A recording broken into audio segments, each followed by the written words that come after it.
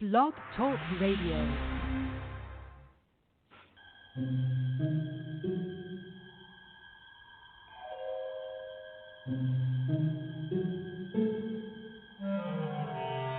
Archangels, ghosts, and Bigfoot, oh my.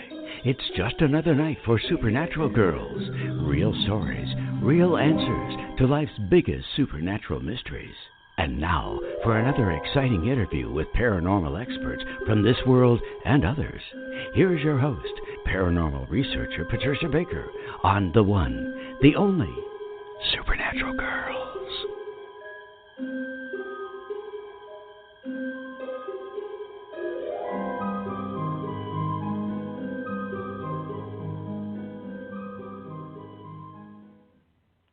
Welcome, everyone, to another exciting episode of Supernatural Girls Radio. I'm your host, Patricia Baker, and I'm here with PK tonight. Patricia Kirkman, how you doing?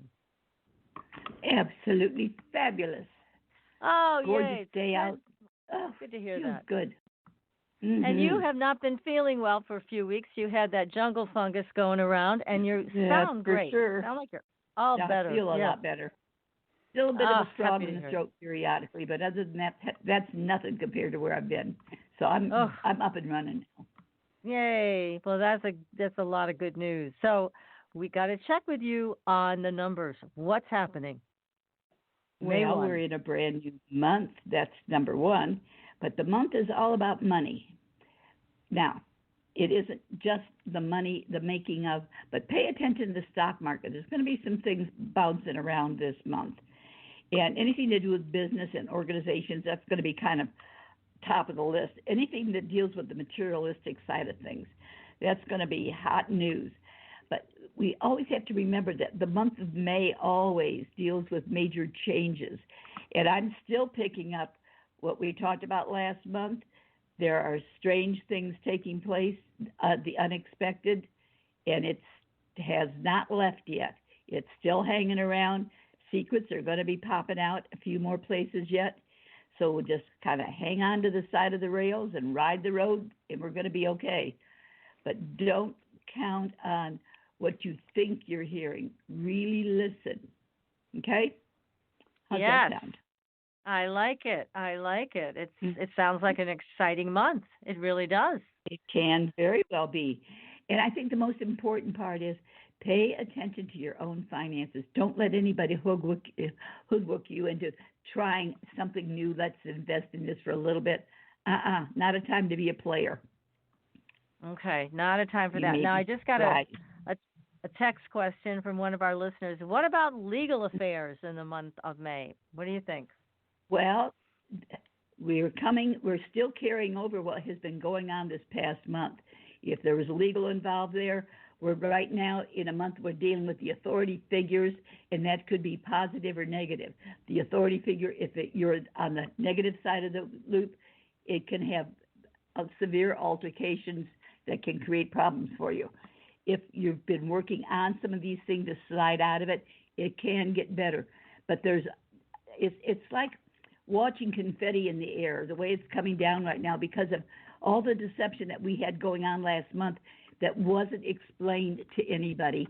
This month it's going to be made clearer. And so hang on to your purse and don't just assume because somebody said so. Okay, so really check the facts, right? If you can find them. Most definitely.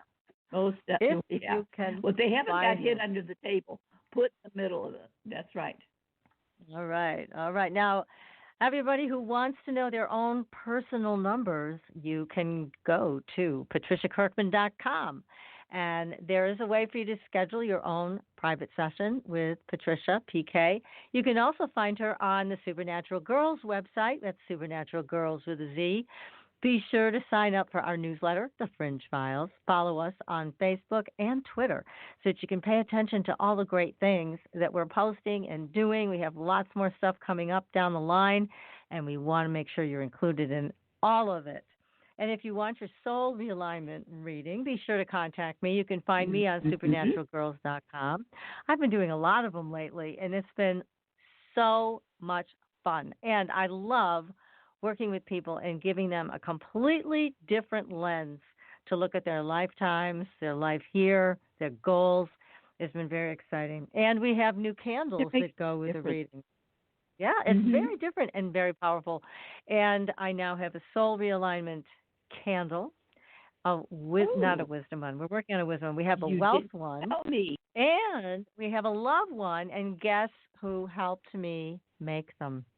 Miss Katrina Raspold, one of our favorite guests. Very powerful bruja, among other things. She puts her mojo into these candles, and we send them out, and you get to work with the best of the best for candles. They are so powerful. We were talking with Eric, her husband, last week about these candles. So now we have them specifically. Oh, it's great. If you didn't hear it, go back and listen to it in the archives. It was wonderful. But now you get a chance to work with some of Katrina and Eric's combined magic in these candles. Send me an email if you're interested. Be happy to book a session for you and also tell you how you can buy the candles. So, anyways, tonight we have a great guest. We've been dying to get him on the show, and he's been so busy. Yes. Now, my God, he's a television star, so getting a hold of him has not been as easy as we'd like, but we love this man. He's been on the show before. It's Ken Gerhard. He's a great author. He is the master of cryptids. He knows everything there is to know. Anyways, Ken knows. So he's going to join us in just a minute. And the funny thing is, when I was looking for paranormal news stories tonight, I found the story in Fox, at Fox News, about Yeti footprints. My God, Yeti footprints that were posted by the Indian Army, of all places. So here's what they said in the story. And it's posted on our Facebook page, of course. But the Indian Army, on its official Twitter account, claims to have found footprints of the mysterious Yeti, also known as the Abominable Snowman. Now, I've got to tell you, when I was a kid, the Abominable Snowman in movies, it really scared me. I don't know why, but it really, really scared me. So, for the first time, the Indian Army Mountaineering Expedition team sighted mysterious footprints of the mythical beast Yeti measuring, get a load of this, 32 by 15 inches. And this was close to their base camp. So this was written up in an April 29th tweet. This elusive and exclusive snowman has only been sighted at Makalubarun National Park in the past. Now we have pictures. There's pictures of the footprints. They're huge. So largely regarded as a myth, the Yeti is part of Nepalese folklore and is said to live high in the snow-capped Himalayas.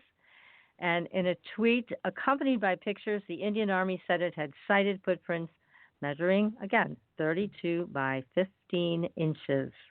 So that is quite something. And I love it that this Yeti left footprints for all of us to see. That is very cool.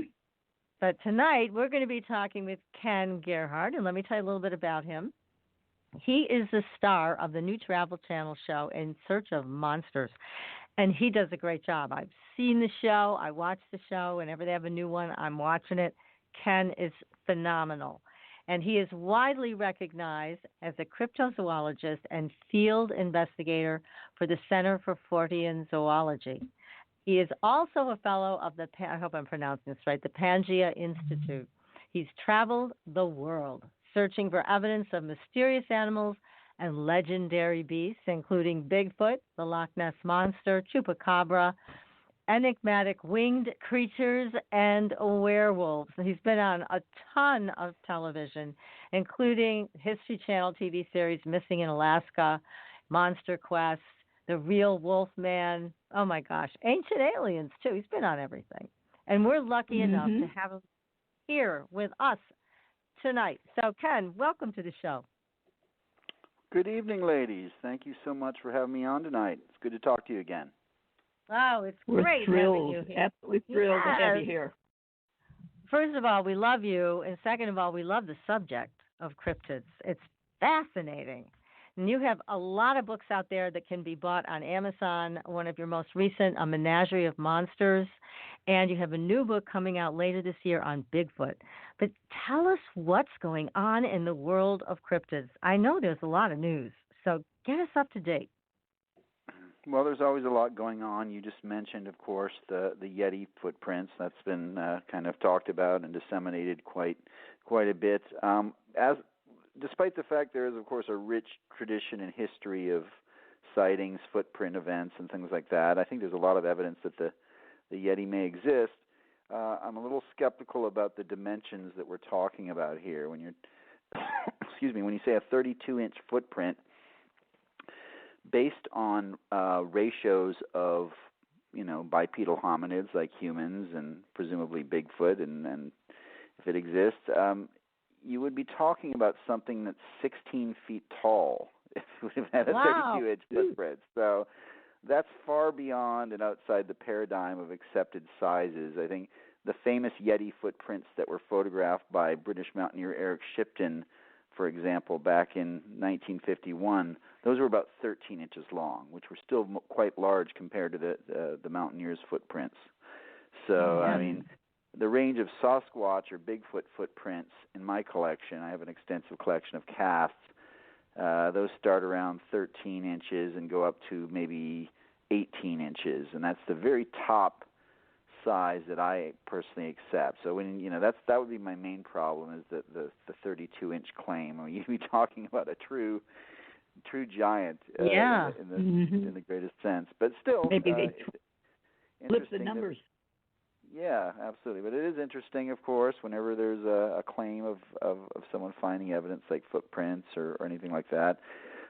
Beyond that, I mean, there are cryptozoology, of course, is tied in also to, and we try to tie it in, those of us that are active, to traditional science zoology. We think that, we need to respect the scientific origins of cryptozoology. So there have been a lot of discoveries lately by paleoanthropologists of new hominids in Asia.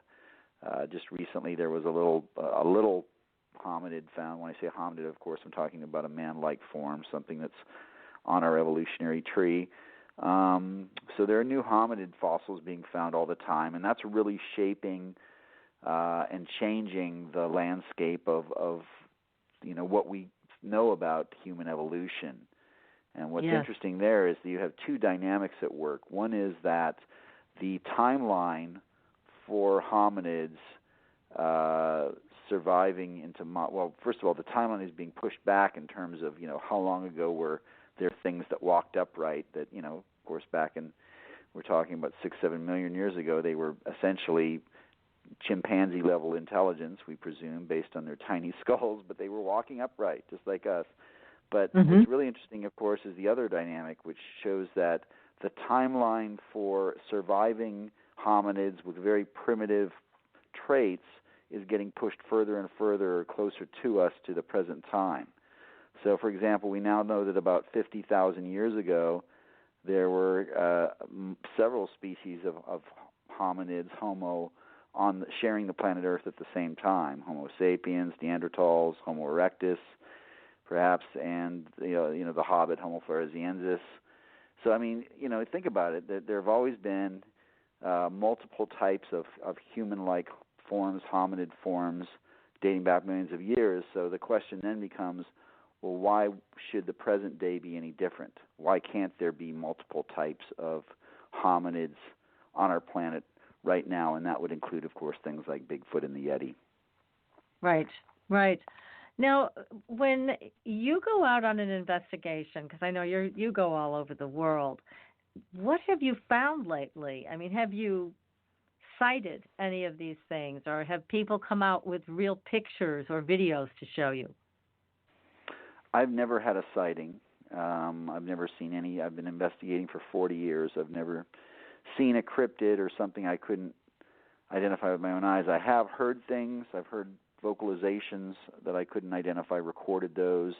And I did see eye shine one time associated with vocalizations, but of course eye shine just meant that there was some type of nocturnal animal looking back at me. It looked very tall, but I've never seen one. As far as findings, one of the real challenging aspects of cryptozoology, the field, is that we don't really have any empirical evidence, nothing concrete. We don't have anything physical, which is what science really demands. We have a lot of anecdotal evidence, a ton of eyewitness sightings,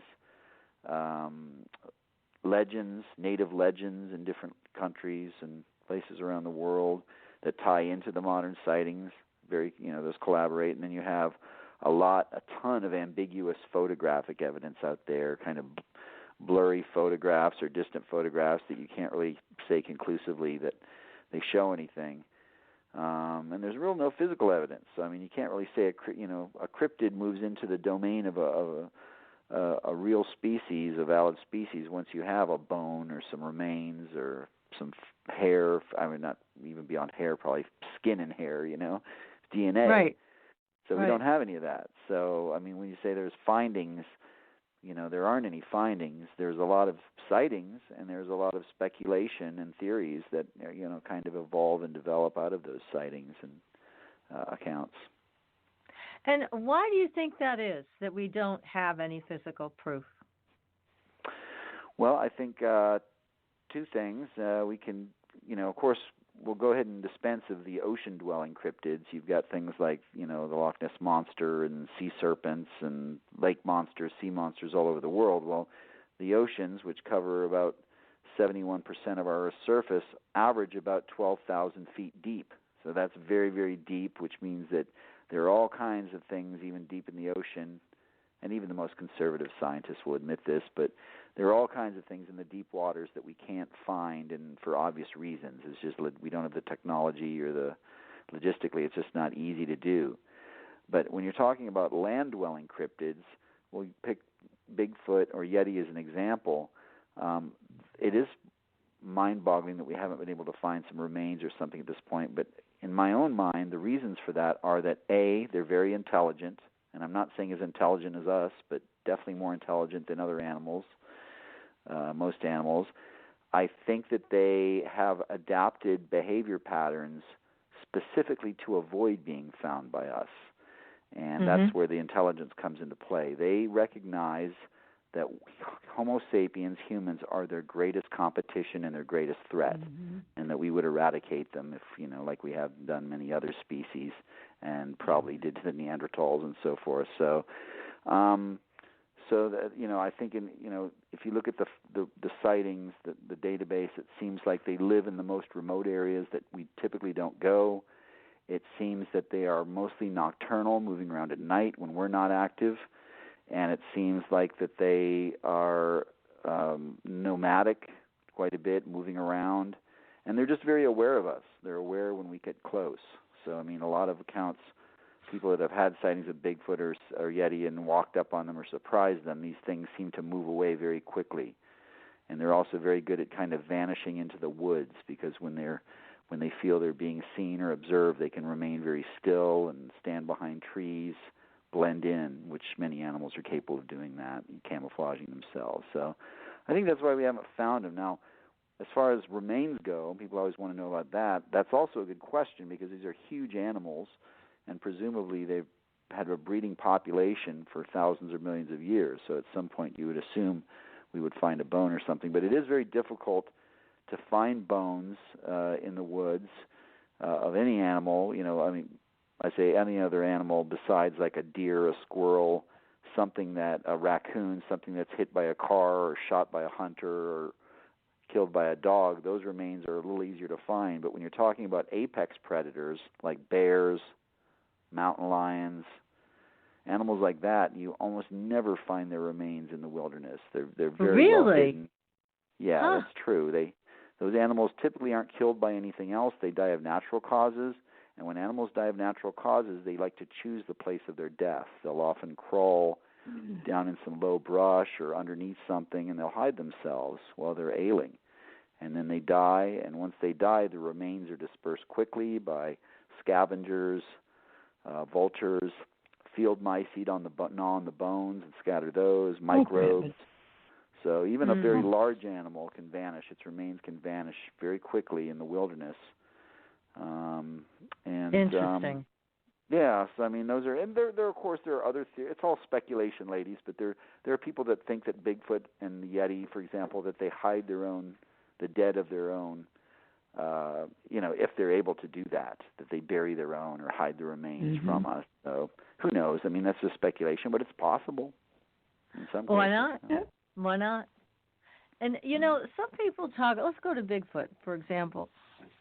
Some guests we've had on the show say that Bigfoot is just a big, hairy, big-hearted thing, you know, just very loving, compassionate, but stays away from people for the most part.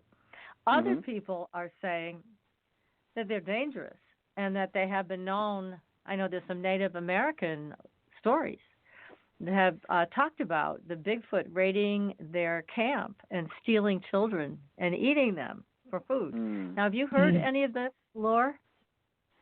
Yeah, you're right. I mean, I guess you kind of have mixed opinions. There is some lore, Native American lore, that refer to them as cannibals, Bigfoot creatures, cannibal giants, that they eat humans, that they abduct people, that they lure people into the wilderness. There are some of those accounts. There are other accounts that basically just portray them, other native traditions that just portray them as another tribe of Indians that are big and hairy and live deep in the woods. As far as modern accounts go, I'm familiar with a few, particularly when I was working up in Alaska. In 2015, I heard some accounts of Bigfoot potentially attacking, killing people, abducting people.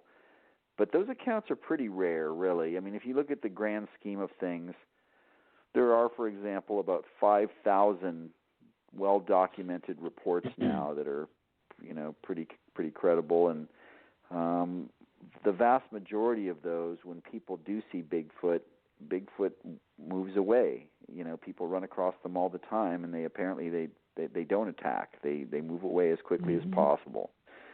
So the few accounts where people were potentially, attacked, they, you know, often was a case where they almost ran into the Bigfoot or maybe walked up on it and startled it. Now, if you do that to any animal, if any animal is surprised or cornered, it's going to react in a defensive way. But what's interesting is you have two other dynamics in play. There are many accounts and Indian legends of Bigfoot throwing stones at people. Yes. So, yeah, that's a very common thing that's been reported for generations, that they are stone throwers, large stones. We're talking about huge, not little rocks and pebbles, but like boulders and just huge basketball-sized rocks. Now, that could be absolutely perceived as a threatening gesture if something like that flies at you out of the woods. But it seems to be more of a territorial thing where they are basically just trying to drive humans away from their areas, which that would make sense. And I don't know of anyone actually being hit by one of these rocks. Some people have come close, but that's been reported. Aggressive vocalizations like screams and yells. And there are many people that have claimed they've been chased by Bigfoot, and that as fast as Bigfoot was moving, it should have caught them, but it didn't. It kind of paced them. And there are even a few accounts where people claim that they ran out of wind and they would stop, and then the Bigfoot would stop and wait for them to start moving away again. So that all implies kind of a territorial posture where they're just basically just trying to shoo people away or get people out of their areas. I'm not necessarily an advocate of theories that they, on a regular basis, that they attack people, kill people, eat people, or any of that stuff. Right, it doesn't seem to hold water. There is a missing 411 story, though, that I'm sure you heard about, where a little boy went missing, and there were some hikers quite far away from the point of origin where he disappeared that looked up on top of this cliff and saw a big, hairy thing carrying something over its shoulder, which they thought was this little boy. So there's that, you know, to consider. And again, some people say, well, it's not a real Bigfoot, it's a wild man, or it's a Tragon, which is something that was left here by the aliens, and they are aggressive, but they're not Bigfoot. So again, who knows? But there are stories about this, and they never found the little boy. He's gone forever. So those are kind of troubling stories, and no matter who's doing it. Now, what about Dogman? Is Dogman perceived as an aggressive animal also that you have to watch out for? Yeah, well, first a disclaimer. Dogman, cryptozoology evolved from traditional zoology starting back in the 1950s, and through the years it's always been about undiscovered animals. That's the whole concept. Now, undiscovered animals would imply that it's something that maybe is represented in the fossil history that we thought died out or went extinct, but it's still around. With regard to Bigfoot, there are things that look like Bigfoot that did live millions of years ago and thousands of years ago. So Bigfoot seems very viable because it's a hominid. It's a big, people describe it as having man-like, ape-like kind of a mixture. So that could exist. Dogman is a pariah of sorts. There's no way that you could have a hybrid of a human and a dog. Humans and canids evolved from separate lineages starting like 50 million years ago, and there's nothing human-like about dogs or canids, and there's nothing really canid-like about humans. So the whole notion of a dogman, you're not really I don't consider dogman a traditional cryptid. It's a creature. It's a mysterious creature that people report, a monster if you want. And but I'm not poo-pooing the reports. There is obviously a lot of sightings, accounts. I've spoken with many eyewitnesses who had experiences with these things. So these are valid encounters with something. But what I'm getting at is I don't think it's a flesh and blood animal. So I think it's something more spectral or kind of metaphysical in nature that has a physical presence. That said, they are very aggressive. There are many, many more accounts in the Dogman lore of them attacking people, being aggressive to people. They seem to always want to chase people, and as the opposite of Bigfoot. Instead of moving away, they seem to move towards people and chase them. I've had some creepy accounts lately of people that claim that they've seen Dogman peeking in their window at night, grimacing at them. So yes, they're very scary. They're very, very scary. And there's an interesting parallel because if you look at accounts of flying humanoids, and I've written a book about these flying humanoids like the Mothman, for example, another impossible creature, very similar behavior patterns. Mothman was often seen popping up, surprising people, chasing them, chasing their cars, and it seemed to, very much like the Dogman, it seemed to almost feed off of people's fear. That's what drove them. So, there's all kinds of, you can speculate, and I'm sure there'll be all kinds of interesting theories about that, but I just find it interesting that with regard to these different types of kind of impossible man-beast hybrid type creatures, they seem to behave in very unnatural ways. Most animals, I don't think, would chase humans. They are typically very shy and retreating, whereas these things are very aggressive, which is another reason I think that they are somewhat supernatural in nature. And do you think that they might be coming in from other dimensions? I mean, they seem to be able to appear and disappear, a quick entrance, quick exit. And that's been said about Bigfoot, too, that some people, I know there was a photograph taken by a woman who was hunting, and you probably have seen it, where all of a sudden everything went quiet. She was sitting up in the tree in her hunting staging, and she got really nervous. It just struck her that something was really wrong, and she ended up taking pictures, and her husband, who happened to be an expert in this type of photography, came out with all these different anomalies about this photograph, but it looked like some type of portal, and this thing was in it. So, I don't know, it just seems like they're able to come in and out of this reality. That may be why we don't find them easily, because they can phase out. Well, that's a very small percentage of these sightings. I know people often ask me about Bigfoot. Is Bigfoot interdimensional and travel through portals, extraterrestrial? Right. Almost every person that asks me about that comes from the paranormal field or the UFO field. So they already, in my opinion, have a little bit of a bias, a little bit of a filter or lean towards things that are paranormal or UFO-related in nature. Now, there are some accounts like that, but I'm just, again, looking at 5,000 sightings, you're probably talking about less than 1% of the sightings that include vanishing. Virtually every person that I've ever interviewed said it just walked away. It walked away into the woods or into the bush, which is exactly what an animal does. So now that doesn't mean that maybe there's some accounts of Bigfoot that are, maybe a small percentage that do have some of that kind of, as you're, suggesting, some type of interdimensional thing. Now, as far as interdimensional with Dogman, Mothman, yeah. I mean, if you want to characterize it that way, some people say that they're demonic, extraterrestrial, interdimensional. All of those things can have very similar meanings. It just basically means they are not from here. They're coming from somewhere else, and they are vanishing without a trace. And, again, there's a whole other level on Dogman. You have all these levels of weird people.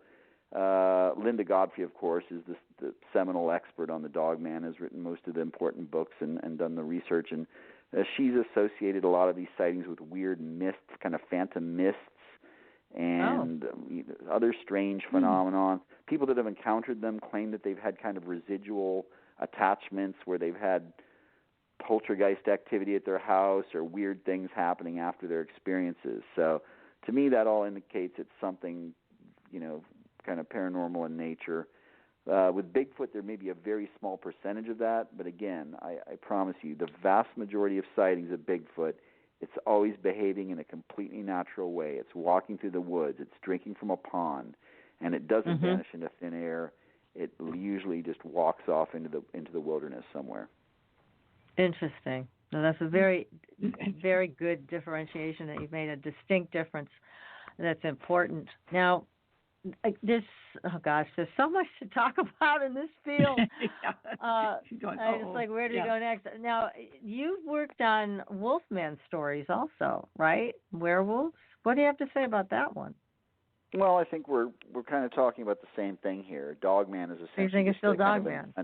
It's a newer version of a werewolf. I mean, werewolf basically means in German, wer is man and wolf is wolf, which is a dog. So, what I've done as far as my the main thing I did was in 2008, I traveled to France and did an investigation of something called the Beast of Gévaudan.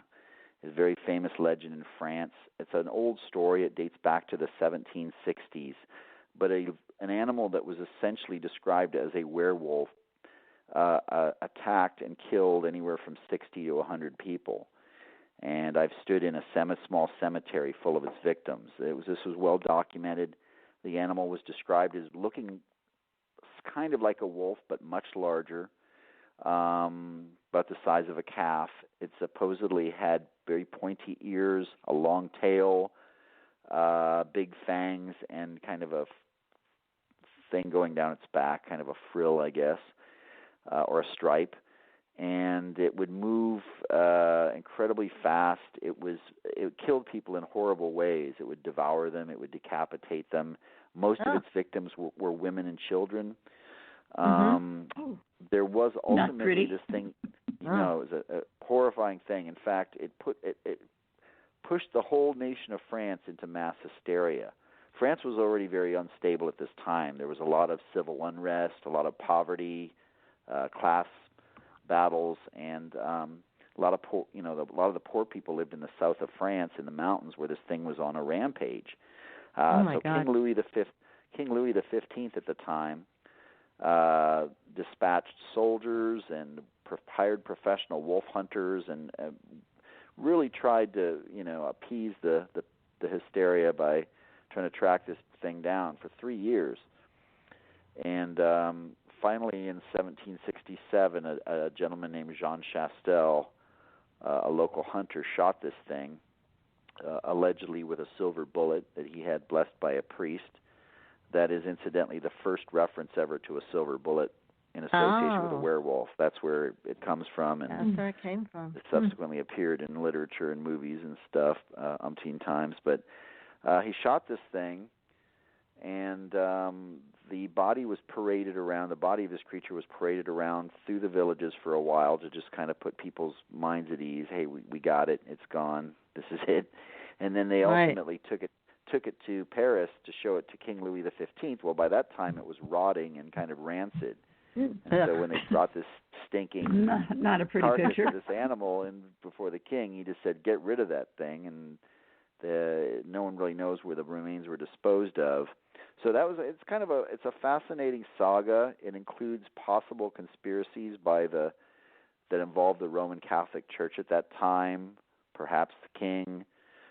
People wonder if it was, a lot of it was invented by the powers that be in sort of a way to keep people in line, to keep them, to keep the masses in line. Like, hey, you need us. We're protecting you from this werewolf. Right. Right. Certainly, fear has always been kind of a control thing, particularly back in that time period.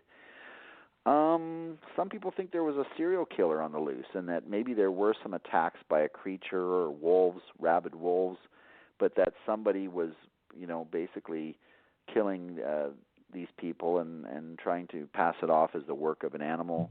So there's a lot of different theories. It's very famous in France. You'll find in the south of France, in the Auvergne region where this thing was on a rampage, you'll find statues and museums, and but that's really my main research with regard to something that could be considered a true werewolf. Yeah, that's wow. I mean, to kill that meant there was a lot of people to kill back then. Yeah. 60 to 100 people. Yeah, My it was. goodness. It was almost like every day there was a new body being found. And again, it was weird was, it was attacking and preying on women and children that were tending to herds of animals. Typically in that day and age, in those areas, the men would go off and do hard labor somewhere where the women and children would tend to the small flocks of sheep or cattle or whatever they had and take them grazing by the woods. And that's the creature was preying on these women and children. What's curious is that it never attacked the livestock. There are no accounts of it ever attacking the abundant sheep and calves, which is a very weird thing. Yeah. Yes, so it is. You would expect it to do that. So yeah, it's to this day it's still a mystery, and obviously it's a very cold case. So it would be very hard at this point, I think, to come up with a definitive. Did they just kill the children and women, or did they mutilate them, or did they ravish them? Whatever. The people were always mutilated. The deaths were always very grisly. It disemboweled people, just decapitated. Oh wow. Tore off limbs. They were always very grisly, but they horrible, wouldn't touch grisly. the cattle or the sheep. Devoured. That was a word that was used a lot. It devoured this person. It devoured that person. So. Oh my God! Wow. Well, we had something happen here in a town nearby. It was reported in the local news that they had a small horse in a barn, and something came into the barn and lifted the horse up over the stall door and took it out and killed it. Now, I'm thinking, I mean, they said, well, maybe it was a bear. They didn't have a trail cam on the area, but I'm thinking, what kind of bear has that kind of upper body strength to lift a 500-pound horse out of its pen? I mean, to me, that just didn't even make sense. So, I don't know. What are your thoughts on that one? Yeah, that's definitely a head scratcher, and really I'm admittedly not a horse person, but I think don't they typically weigh more than that, like 800 to Yeah, they're quite heavy. Quite heavy. Small horse. Huge animals, so small. depending on the breed or whatever. But but I'm thinking, my God, for something to be able to go and pick this thing up and bring it over, I don't know. It just to me sounded like there was something other than a bear involved. Yeah, that would be. I wouldn't expect a bear to do that. And even the biggest cats in North America, the biggest recognized cats in North America, would be like a mountain lions. A mountain lion wouldn't have the strength to do that. I don't even think a huge tiger would be able to do that. Maybe. No. So not I think. Like that. I mean, if you wanted to ascribe to the, and put that one in the Bigfoot category, a Bigfoot probably weighs about 1,000 pounds, a big one, but still, that's not. Most predators out there will always go with the easiest meal, So I mean, even large animals like bears and mountain lions, they typically are eating smaller mammals. They're not. It's rare, but every once in a while they'll attack something larger like an elk. Never a moose, but so it's really hard for me to imagine something that would choose a horse as prey.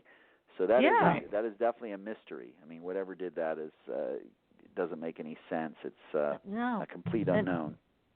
And our hearts go out to the owners of their pet. I mean, that's a terrible thing to go through. I know all of us that are animal lovers, we love our animals and our pets like they are children. So it's a terrible thing that happened. But it just wasn't adding up to me, so I had to mention it to you tonight. It was just a couple towns over from where I am. So anyhow, but people said they saw coyotes feeding on it later, and then a bear came around. But they're thinking that the bear came back. I don't know if it was a bear, but I would doubt that a bear would do that. Yes, I doubted that too. Maybe a polar bear. That's the only species. I know. Now you're talking. Took a sled down. Yep. Yes. Lord. I had a friend who was the head of one of the big oil companies up there and in Canada. And he told me stories about how the guys would be out checking the oil fields and they would be on their snowmobiles. And the polar bears would come alongside and just pull them right off the snowmobile and take off and nobody could catch them. Oh, yeah. That is a scary animal right there. Yes. Have you ever run into one, Ken? No, I have never seen a. When I was in Alaska, I wasn't quite in their range or habitat. So we almost went up to Barrow and Nome and some of those areas. They have polar bears, but no, I've never seen one or encountered one of those in the wild. But they have a saying in Alaska with regard to bears. There's 3 species: black, brown or grizzly, and polar. And the saying is, if it's black, fight back.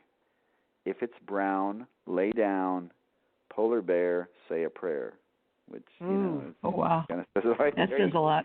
You would have no choice. Polar bears weigh about 1,500 pounds. They are extremely aggressive.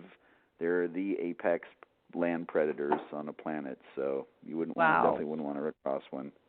No. Well, I have a lot of text questions coming in for you, Ken, about Mothman and other chupacabra. They want to talk about chupacabra. So we're going to take a very short commercial break, everybody, and we'll come back and talk about all of these cryptids that we really want to know more about. This is an exciting show with Ken Gerhard. Again, he's a star of a new Travel Channel show called In Search of Monsters. Make sure you check it out. It's great. And we will be right back.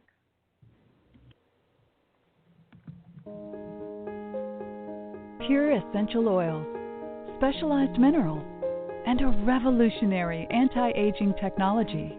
Astridian combines the best of all scientifically proven ingredients in easy-to-use creams, lotions, and concentrated serums. Astridian's advanced line of products take your skin to a new level of being healthy and beautiful.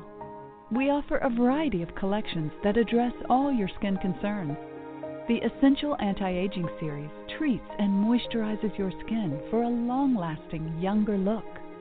The Multivitamin Series promotes healthy skin with high-quality vitamins and minerals. The Sports Series restores skin from cellular damage and stress. Astridian also offers a revitalizing solution for hair and a professional series for doctors and medical spas. Visit astridian.love today and begin your new journey to healthy, beautiful, youthful skin. Astridian, beyond your expectations.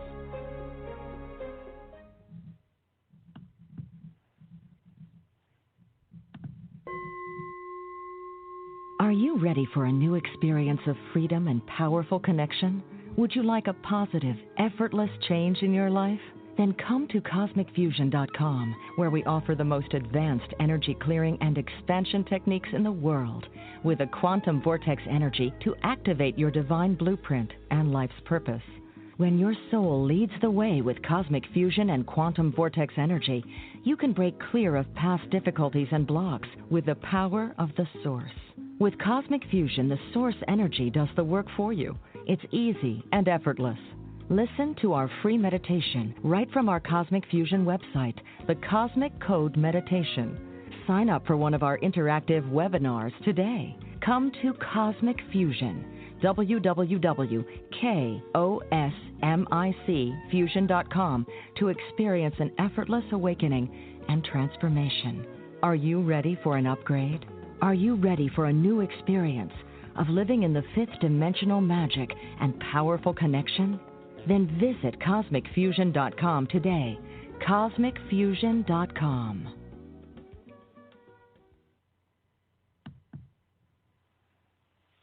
Your property tax bill. Have you seen it lately? It's frightening. Your property taxes are going up while your home value is going down. It's time to fight back and win. For the real truth about the property tax system, get attorney Pat Quintilian's book, Are You Getting Screwed on Your Property Taxes? How to Find Out and How to Fix It.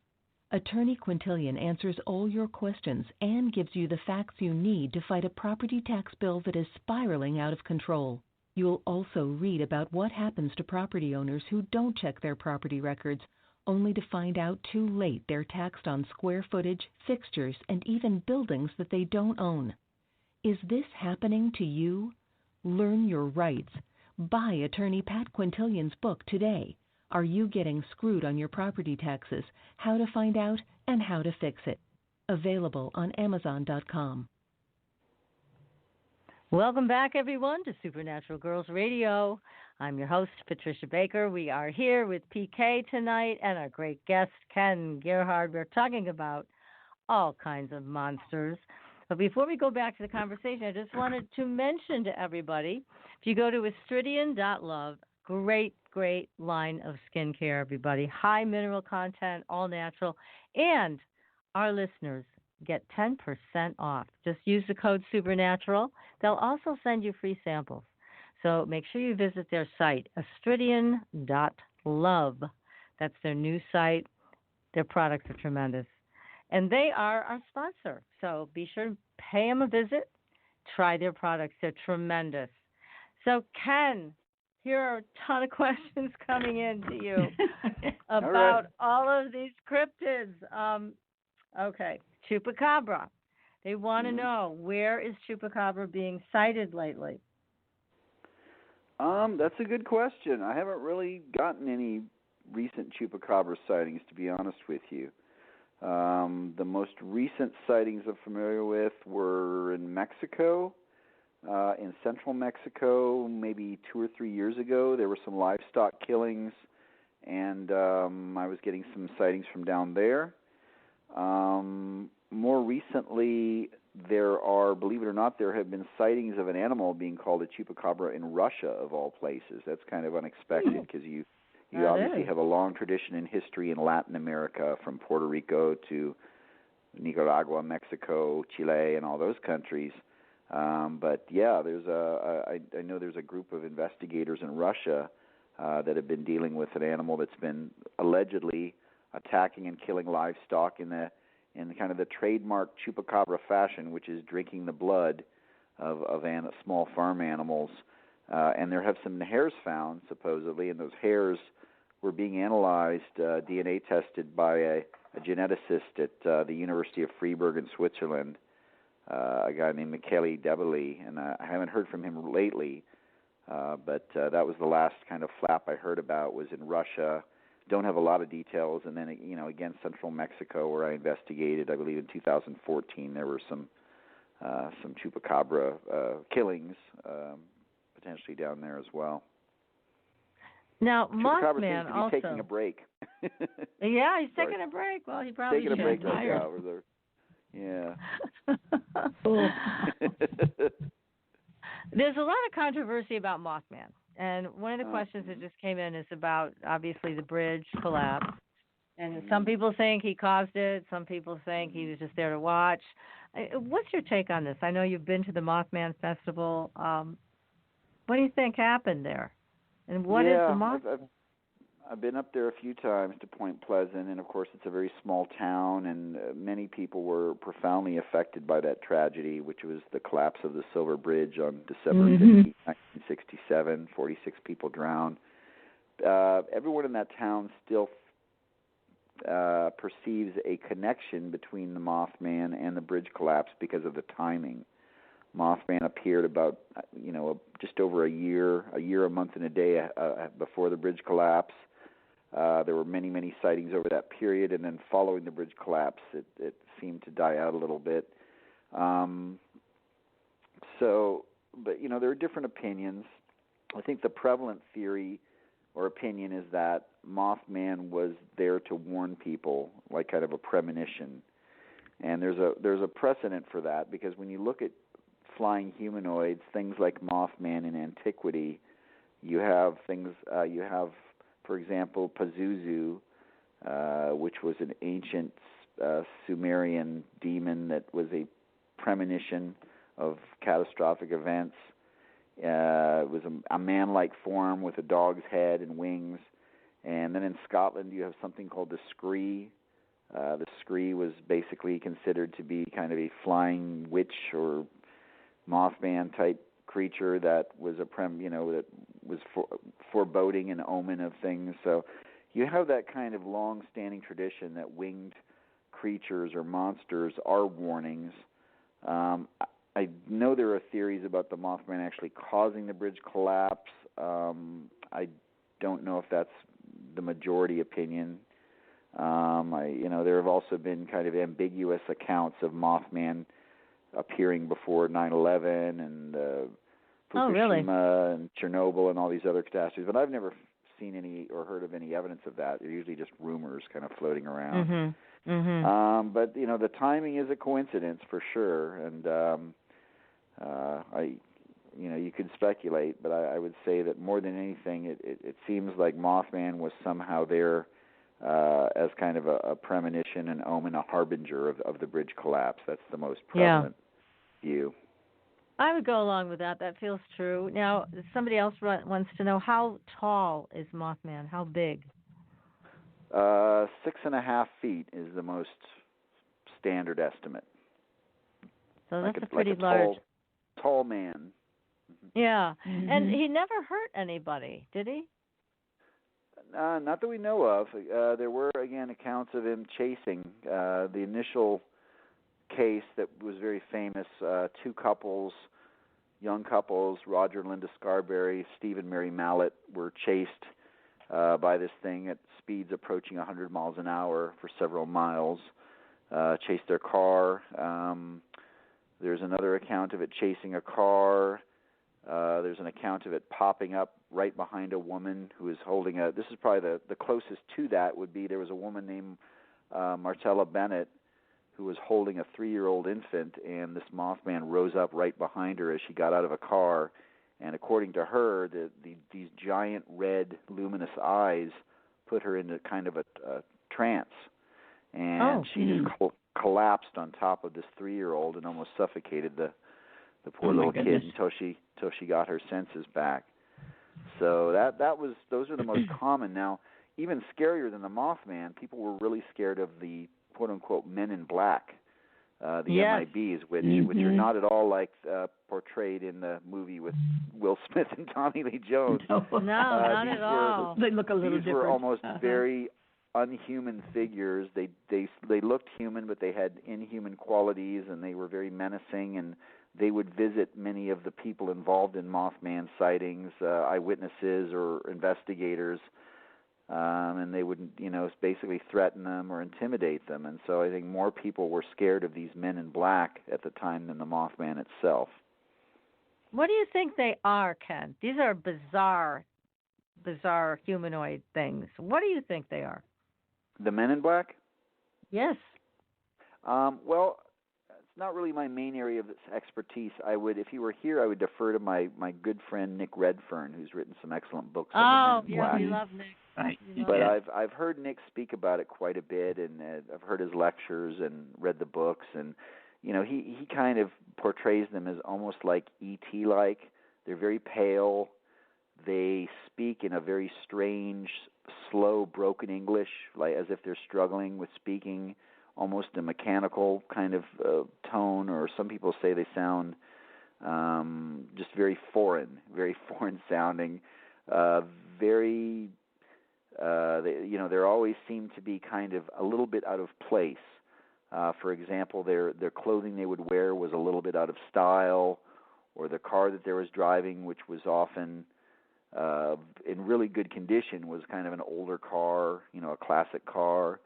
One of the weirdest Men in Black accounts is this Man in Black allegedly visited some Mothman witnesses and they always portray themselves as being with the government or being in some official capacity, and that's how people are kind of welcoming them into their homes. But this man in black with a fedora, a black suit or whatever, was interviewing these people, and they thought he was very strange looking for whatever reason. And at some point, he his pant leg lifted up a little bit, and one of the ladies present said she could see some weird tubes that were running alongside his body, as if he was kind of biomechanical or something. So that's kind of the weirdest story that I'm familiar with. But I think they're definitely, according to Nick, they're something. These men in black are either supernatural in some way. They're perhaps interdimensional or extraterrestrial, or just not of this earth.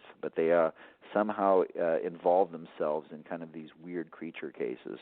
And UFO sightings, of course. And it's so strange. I mean, you have to think about their motivation. What would motivate them or order them, if they're soldiers, to basically threaten people that have seen Mothman or ETs or whatever? I mean, they always, they come. They're not there to just be friendly. They're not friendly.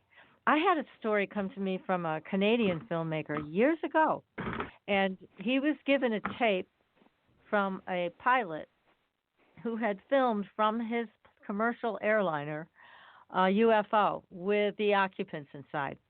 So it was a great tape.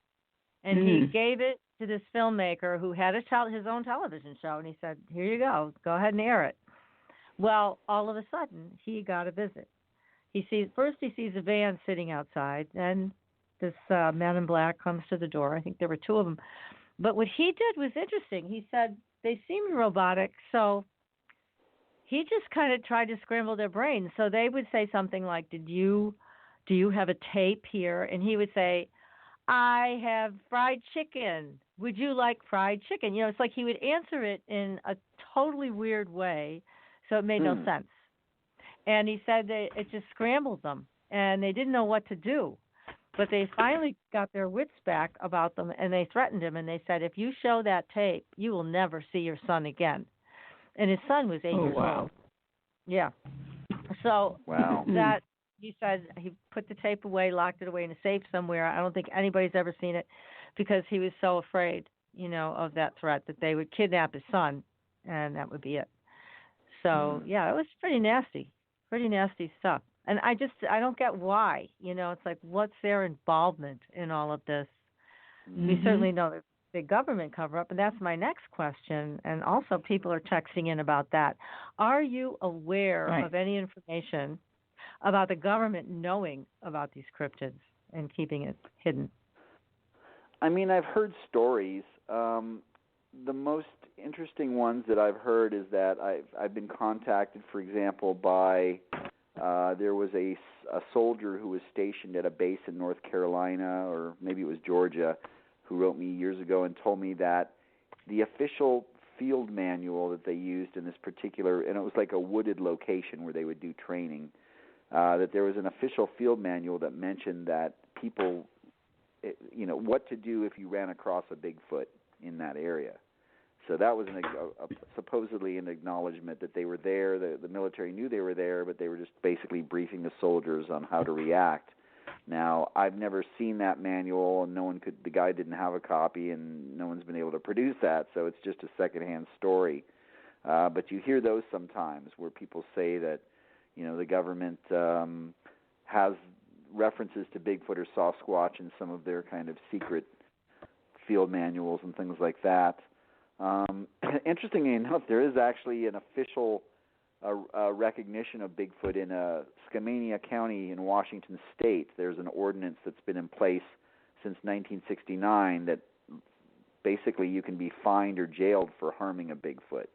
So there you have an example of a government openly acknowledging that something might be out there in their county and that there's a penalty if you harass one. So that's kind of interesting. That's not a cover-up at all, right? They're just kind of coming out. Yeah, really. Saying it. Very unusual. Beyond that, I know there are people who have said that the military knows, or logging companies are trying to cover it up, or that there are bodies hidden somewhere. I don't personally. I'm not a huge advocate, or I don't really prescribe to conspiracy theories. I think a lot of that is just kind of I don't know, just a kind of a made-up element of a lot of these stories. And, not to be too cynical, but my main reason for saying that, particularly when people talk about the government covering things up, I mean, honestly, people, the government, our government, it seems like they're not able to do anything right now. They can't do anything. So you're going to tell me that they're going to somehow cover up something like Bigfoot or UFOs for decades or generations and suppress all that information with all the leaks and infight? Yeah, it's just and hopefully that doesn't come off in the wrong way, but I really don't see our government as being capable of covering up anything as significant as Bigfoot or UFOs. Government. It might not be our government. It might be something else that is involved with all of these kinds of things. Yeah, there was a very anything's possible. Certainly anything's possible. It is. It's like, but you may raise a good point, and I think a lot of people share your feelings and also have been able to identify that there is some other group involved with maybe some of this kind of thing. I mean, there are groups that are always looking to weaponize stuff. I can imagine, if they use dolphins and whales, for God's sake. So, there may be groups that want to get a hold of a Bigfoot and weaponize a Bigfoot. I don't know, but it isn't outside of the realm of possibility. That's for sure. Now, somebody's also writing in about prehistoric types of birds that have been spotted. You have those types of reports also? Yeah, that's a main focus of my research. But anything with wings. But I should clarify, they don't really mean birds. I think what they're referring to are flying reptiles known as pterosaurs. The most commonly known types were like the pterodactyls, which were the bigger later types. So they looked somewhat like birds. I mean, they had wings. They were adapted for flight, but they were definitely reptiles. They had different adaptations than modern birds. But I do get supposedly they went extinct. These pterosaurs went extinct about 65 million years ago at the end of the Cretaceous extinction event alongside the dinosaurs. But I do get a lot of sightings still of, and some very recent, in fact. I was up in Oklahoma recently investigating some sightings of a pterosaur-type creature flying around. So these things absolutely should not exist. There's no trace of them in the fossil history beyond 65 million years ago.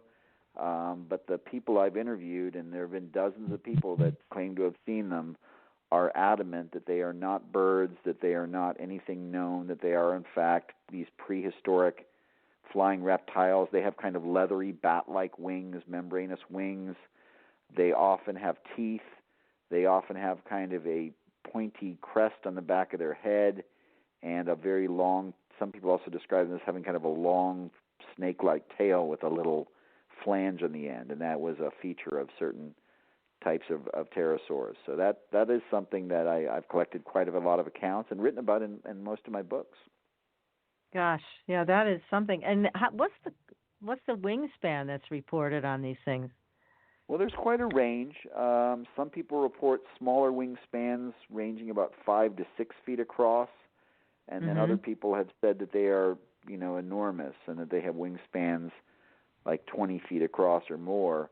And it should be noted that the largest flying pterosaur ever was Quetzalcoatlus, which its fossils were discovered in Texas here in the 1970s. It had a wingspan of about 40 feet across.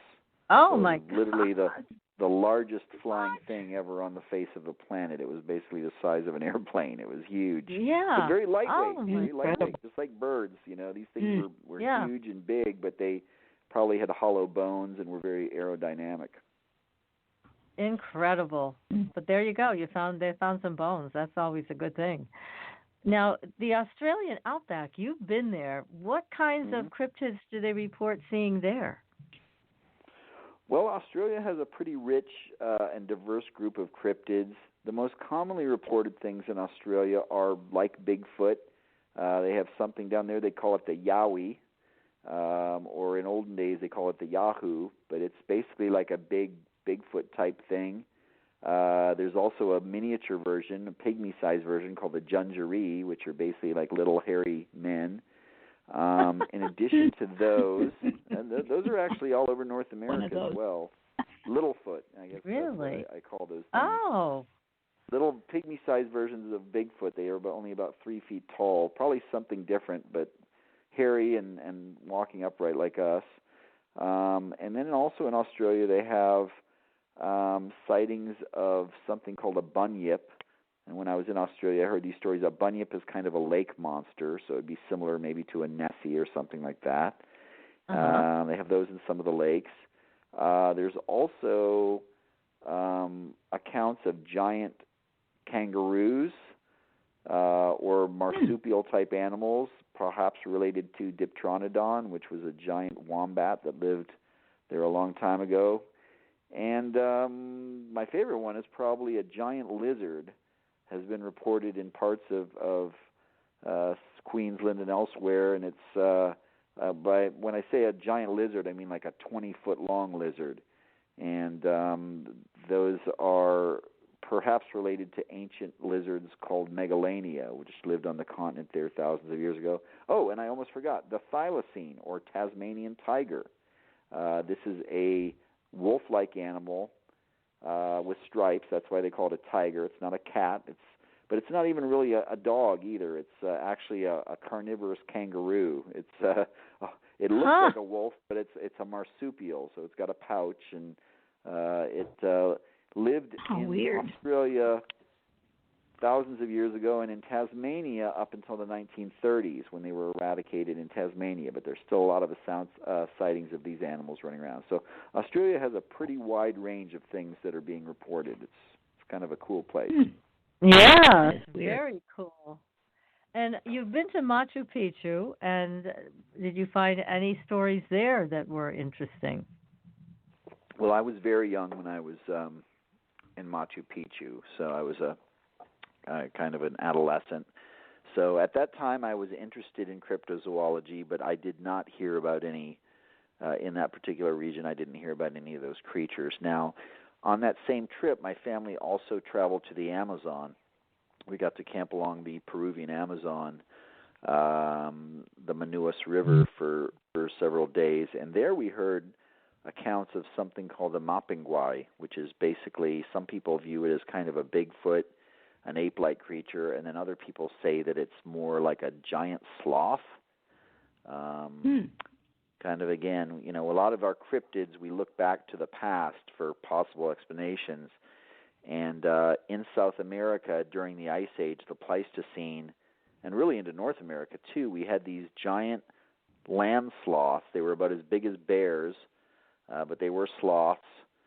Xenarthrans is the superorder, Xenarthra, and they were big, scary beasts. There was one called Mylodon that was about 6 feet tall, and then there was one called Megatherium that was as big as an elephant. It was about 12 feet tall. And so some people have kind of linked these Mapinguai sightings to these perhaps giant sloths, perhaps hiding somewhere or existing in the deep jungle and avoiding detection. So Machu Picchu, though, I did not hear about any kind of mystery beast from the Andes. That's interesting. That there may be some things there, but when I was there, I didn't hear about them. Yeah, and this was a part of your early life. I mean, all this great traveling that you did. I mean, camping on the Amazon. That's just really wild. Your parents were very interesting people, too. Yes, my mother, I owe a lot to my mother. She was a travel agent, and she was very adventurous. She loved to travel, and she was always telling me about the Yeti and Mothman and kind of regaling me with those stories. And then, of course, we had a lot of adventures as we traveled around the world together. So it was a very exciting time. Gosh, what a great way to grow up. I know. That is amazing. Gosh. Now, we've talked about some of the monsters that we've heard about. Tell us about some other ones. I know you mentioned the ones in Australia that were foreign to us, but what else? I mean, are you hearing anything new that's popping up, or, again, anything different that we might not hear about? In my latest book, A Menagerie of Mysterious Beasts, I kind of included a lot of the lesser-known mystery creatures. So there's some good ones in there. For example, there are many old stories from Northern California that refer to giant salamanders, similar to the giant salamanders of Japan and China, which are like 5 or 6 feet long. So there have been sightings in Northern California where there should not be anything like that.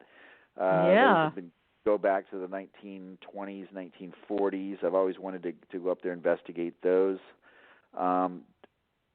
Something called the Loveland Frog is something I've written about in my recent book. Loveland is a little town outside of Cincinnati, Ohio, on the Little Miami River, and dating back to the 1950s and 70s, there are accounts of a really weird creature there. People say it kind of looks like a frog or maybe a lizard, but it walks upright like a person. It's kind of a small goodness.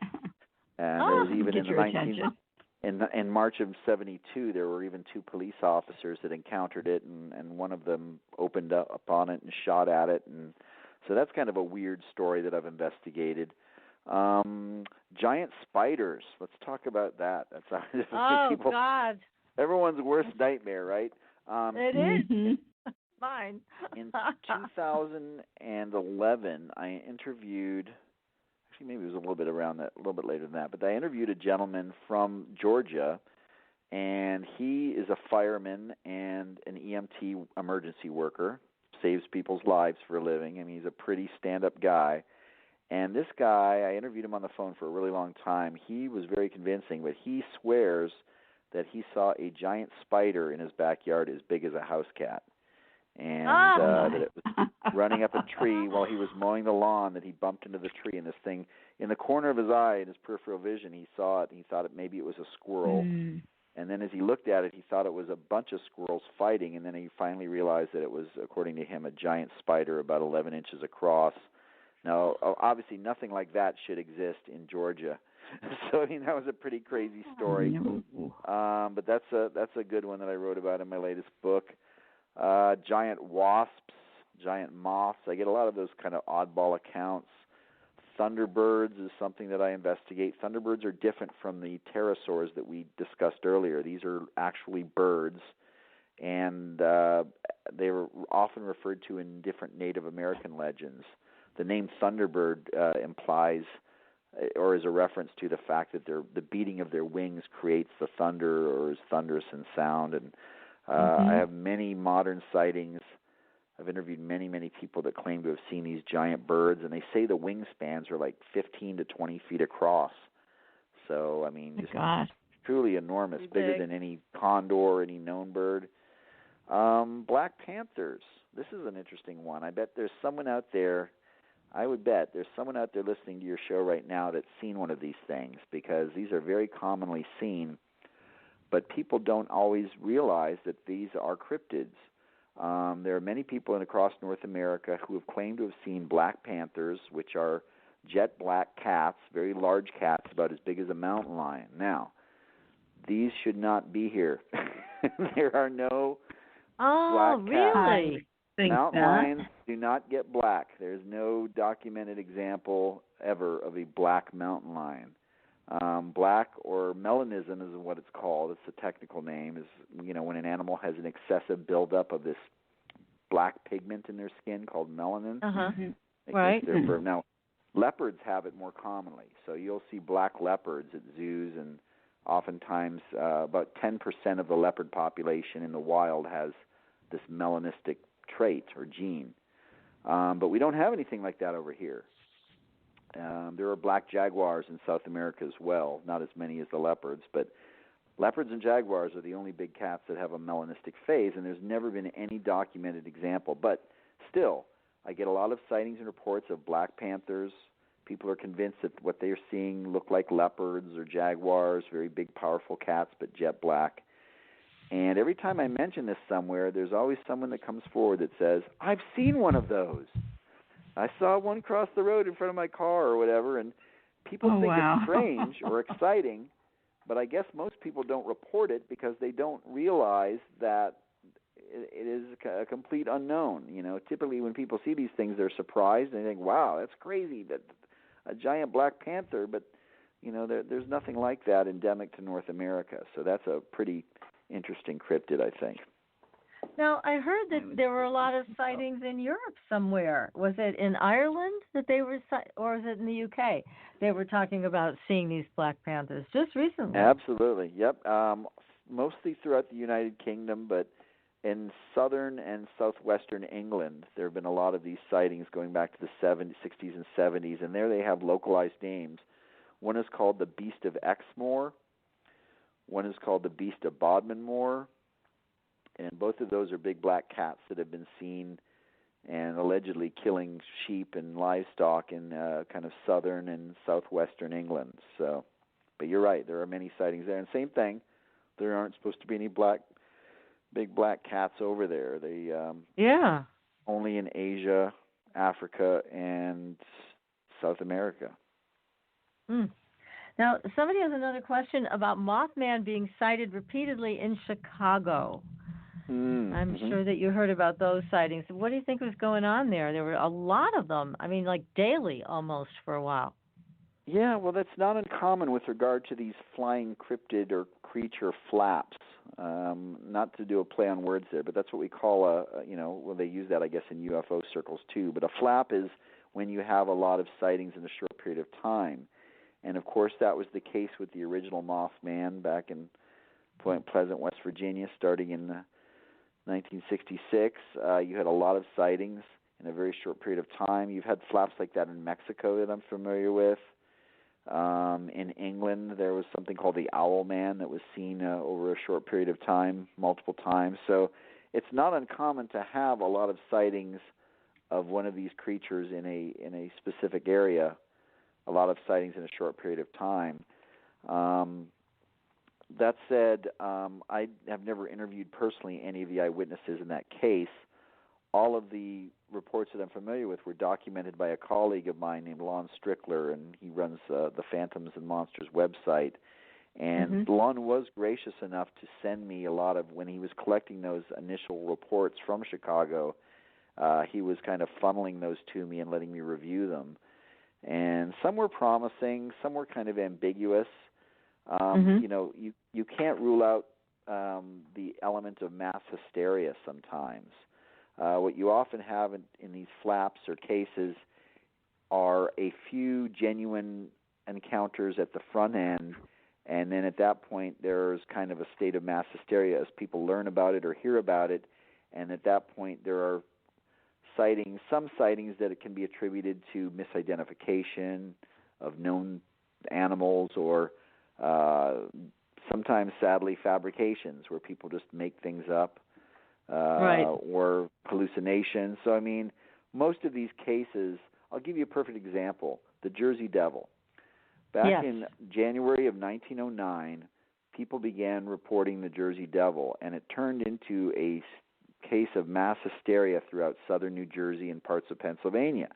Over a 2-week period, there were hundreds of sightings of the Jersey Devil. It was killing people's dogs, it was melting railroad tracks, it was knocking trolley cars off the road. I mean, it was being seen everywhere over that period of time, and then as quickly as it appeared, the thing just kind of vanished. So,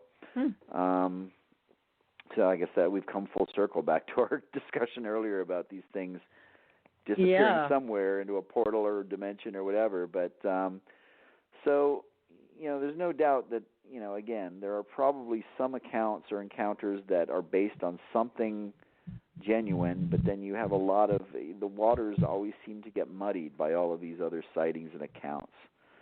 So, but there probably were, I don't doubt that maybe there were some genuine encounters involved in that Chicago case, and but again, I'm not the point investigator on that, so that's about all I can say about it. Yeah, no, that's good information. Now, you talked about the Men in Black. What about those black-eyed kids? Oh gosh. Oh yes. Scary stuff, Little right? sweethearts. I mean, I'm not scared of Bigfoot or Dogman or anything else, but the black-eyed kids. All right. Well, this is kind of somber. I don't know if you guys want me to tell this story or not. It's kind of creepy and kind of somber. All right. No, go for it. I don't get a lot of Men in Black cases. It's really more of a paranormal thing. My friend David Weatherly has written a couple of excellent books, and he's really the acknowledged expert on the phenomenon. But there was a gentleman that contacted me. Actually, I was put in touch with a gentleman a few years ago named John Jackson. He was a truck driver. And I interviewed him over the phone one evening, and what he told me was he was driving one night in West Texas in a very remote area, middle of the night, 3 a.m, it's raining outside. Excuse me. Suddenly he saw 3 figures walking down towards him on the side of the road, and he thought, well, that's strange. These people must have had a car breakdown, or, why are these people out here at 3 a.m. in the middle of nowhere? And as he got closer, he realized that they were 3 young people, and they were all wearing identical clothing, or uniforms, as he called it, which were black hoodies. And he started to get kind of a creepy, uncomfortable feeling. And as he passed these 3 individuals, he said that one of them looked up at him and pointed at him. And it was at that moment that he realized that this young person had very pale skin and giant black eyes. Huge black eyes, no whites in them, and he pointed at him as he drove past. Well, he was in a state of panic at this point. And, I think this was April of 2015, I believe. Well, so I interviewed him. I was going to put the story in my book, and then just a few months later, I was contacted by the lady who had put me in touch with him, and she called to inform me that Mr. Jackson was found in his truck and that he was deceased and that he had died of mysterious causes and that nobody knew. Oh, boy. So it was a really, really sad and kind of a negative story. So at that point, I was reluctant to include the account in my book. And I asked the lady for Guy because she was a friend of his, and she encouraged me and said, no, John would have wanted you to publish that story and get it out there. So that's really my only experience with the Men in Black. Draw from it what you will, but it's certainly strange that he had this really haunting encounter with these 3 almost non-human beings, and then just a few minutes later, tragedy struck. So might just be a coincidence, but it's a pretty, like I said, a very sad and a very disturbing and creepy story. It really is, and everybody who talks about having something to do with these black-eyed kids says that they're struck with this horrible sense of terror when they see them. That it's just so visceral that there's something wrong here. And they are often seen hitchhiking, supposedly. And I also learned that they first appeared in West Texas, in the town of Abilene, I believe. So they have, everything that and this guy had no interest in anything weird or unexplained. He was just a normal guy, a truck driver that had been on the road his whole life and had seen some things, and this was the most disturbing thing he'd ever encountered. And it's I guess the lesson there, not that anybody would, but if you see one of these things hitchhiking, don't stop. Don't stop. Don't stop. Keep going. Keep on going. Pedal to the metal on that one. Yeah, and I've heard that they'll come up to you in your car and tap on the window and say they need a ride. So don't let them in your car either, right? No, absolutely not. Ugh. No, they sound not good. I mean, yes, and again, we don't have no clue as to what these things are, but the big black eyes, the pale skin, the hoodies, that's all what's described over and over and over again. Yep. It's very consistent, whatever these things are. And I wonder if they're in some way related to the Men in Black, or if this is a totally different species of terror creatures. I don't know. Yeah, it's hard to say. Again, I believe Nick Redfern has drawn some comparisons, that there are some similarities between the two phenomenons. So there most certainly might be a similar kind of mechanism in play there. Yes. Now tell us, you've got some new shows coming out on the Travel Channel. What cryptids are you going to be investigating next? Well, thank you for the plug. The new show is In Search of Monsters. It comes on, in about 5 or 6 minutes on Travel Channel every Wednesday night at 9 o'clock Eastern, 8 Central. So far they've done Bigfoot, Loch Ness Monster, Mothman, Jersey Devil. I appear on almost every episode. I do not think I'm going to be on tonight's episode, which is the Wendigo. The Wendigo is kind of a Native American legend of a cannibalistic 15-foot tall cannibal giant. I didn't really hadn't done enough research into the Wendigo to feel comfortable, so I kind of sat that one out. But we do have the Yeti coming up. We were talking about that earlier. We have a Yeti episode, Chupacabra episode, and the Beast of Bray Road, which is basically the Dogman, which we were talking about a minute ago. Mm-hmm. Yeah. The Ozark Howler. Ozark Howler is kind of a black, and perhaps similar to the Black Panthers we were talking about, sighted from the Ozark Mountains. And then the last one, I believe, is going to be the Minnesota Iceman, which is a kind of a weird Bigfoot-type creature that was frozen in a block of ice and making the rounds at carnivals and sideshows in the 1960s. So oh, my gosh. Near and dear to my heart. So lots of good stuff coming up. Yeah, that sounds great. Everybody make sure you tune in or tape these things so you can watch them when you can on the Travel Channel. It's called In Search of Monsters. Ken Gerhard is one of the stars of this show, and we're, again, so glad you were able to join us. Now, Ken, how can people get a hold of you? Because they might have something to report. Absolutely. I appreciate that. Yeah, if anyone would like to talk to me, if they have something like to share, an encounter or a question, whatever, I have a website, kengerhard.com.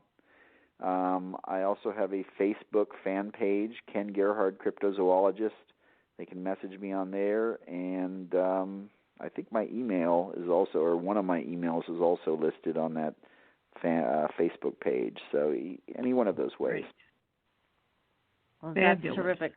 I know our audience is always looking to connect with experts in the field when they have their own experience, and you are the man to take down this and write about it. And also maybe give them a little bit of direction, calm them down.